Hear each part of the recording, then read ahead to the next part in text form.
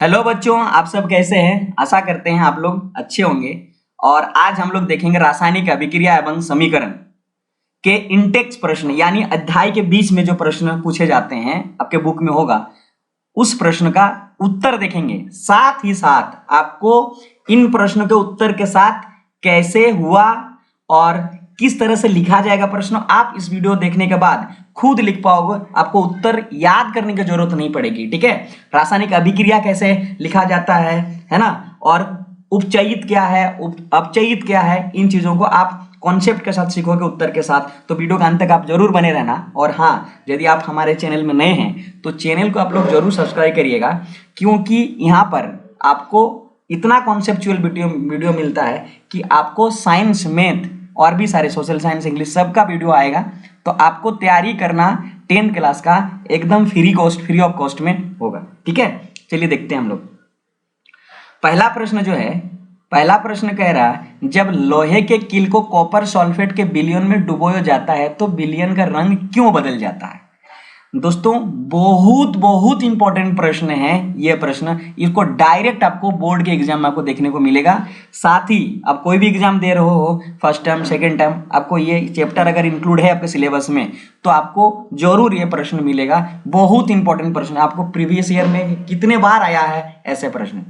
चलो दूसरा प्रश्न हम लोग देखेंगे कि क्रियाकलाप 1.10 में भिन्न विस्थापन अभिक्रिया का उदाहरण देंगे, है ना। कैसे अभिक्रिया लिखा जाता है वो भी सीखेंगे। साथ ही साथ जो प्रश्न 3 में, ये तो और इंपॉर्टेंट है, क्योंकि यहाँ पे आप पढ़ोगे कि उपचयित और अपचयित पदार्थ की पहचान करना सीखोगे।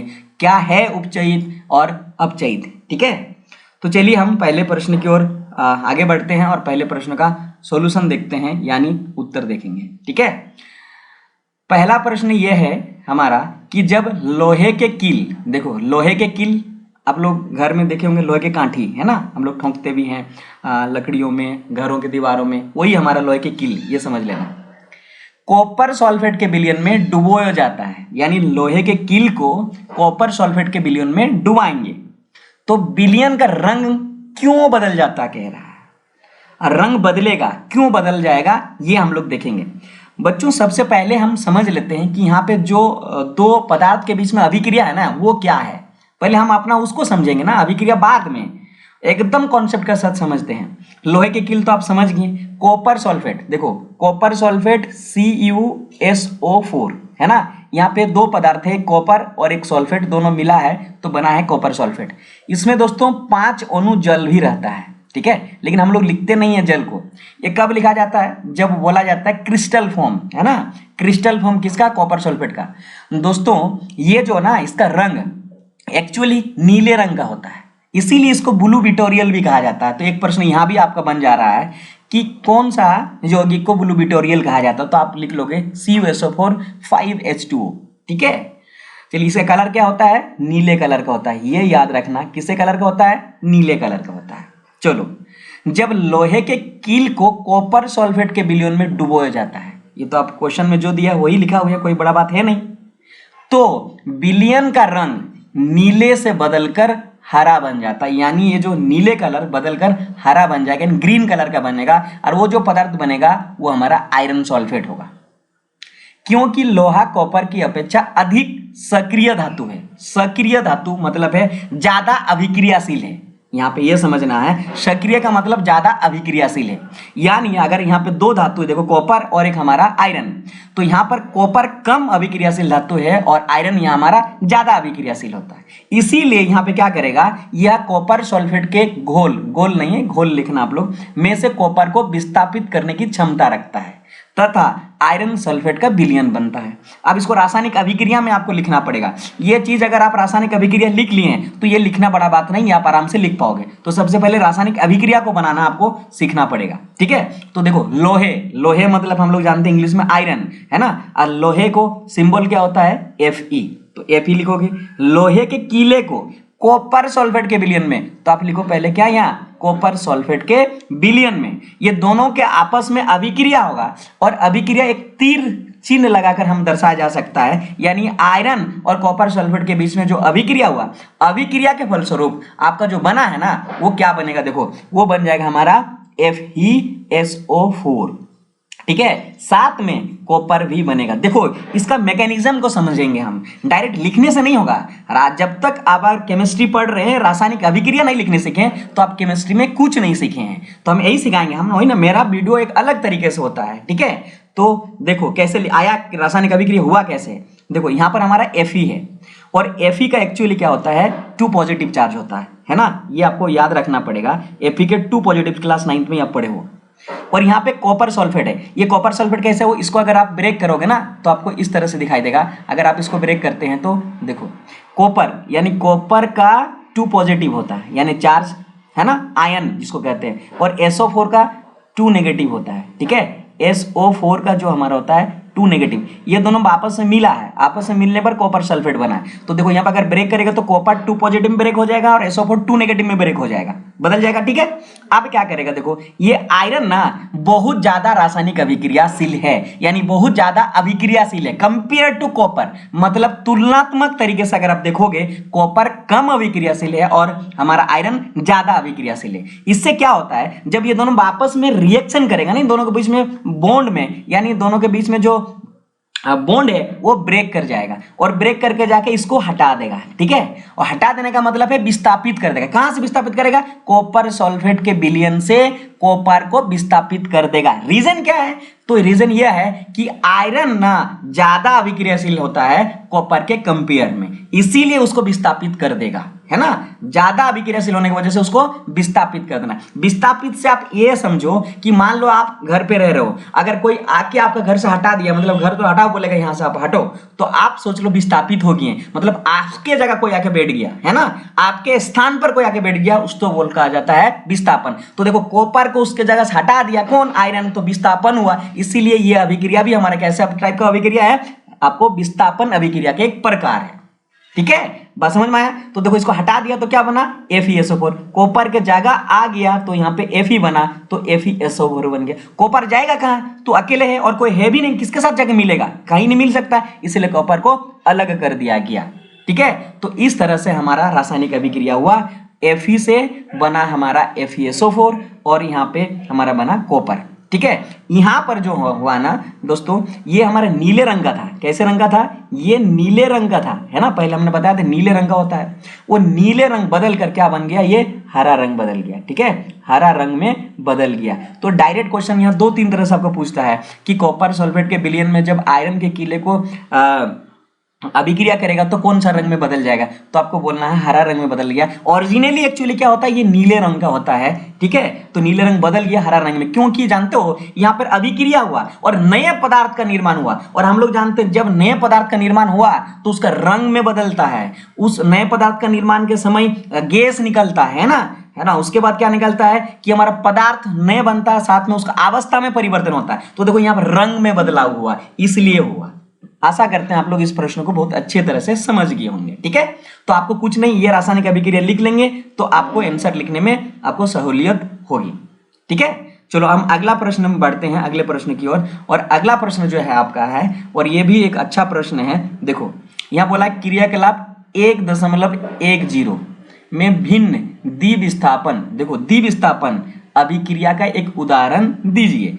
तो हमने क्या किया है कि आपके बुक से ले लिए हैं कि आपका बुक में क्या दिया हुआ है, आपका बुक में दिया गया है कि द्विविस्थापन अभिक्रिया और क्रियाकलाप 1.10। देखो यहाँ पे क्रियाकलाप हुआ, इस क्रियाकलाप को हम लोग यहाँ पे इस फोटो के माध्यम से भी देख सकते हैं। एक में क्या रखा गया, सोडियम सल्फेट, जैसे आपको कहा गया कि 3 ml सोडियम सल्फेट का विलयन लीजिए। तो एक में लिए, एक में हम लोग सोडियम सल्फेट लिए हैं, है ना, विलयन लिए। और अगला हम बोला एक अन्य प्रणाली में 3 ml बेरियम क्लोराइड लीजिए।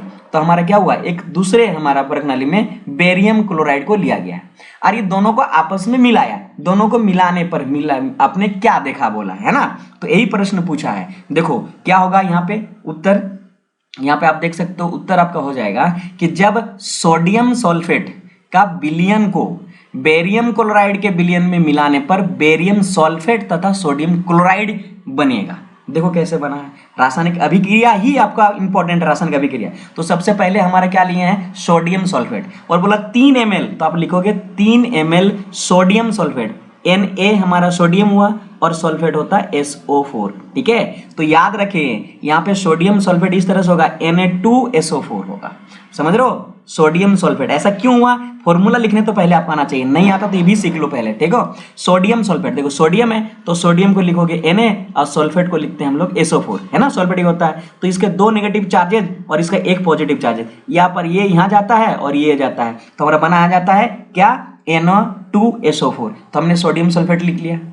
अब बोला है कि बेरियम क्लोराइड, और बेरियम के 2 पॉजिटिव चार्ज होता है, Ba लिखते हैं बेरियम को, और क्लोराइड तो इसीलिए BaCl2 बनेगा। ठीक है, BaCl2।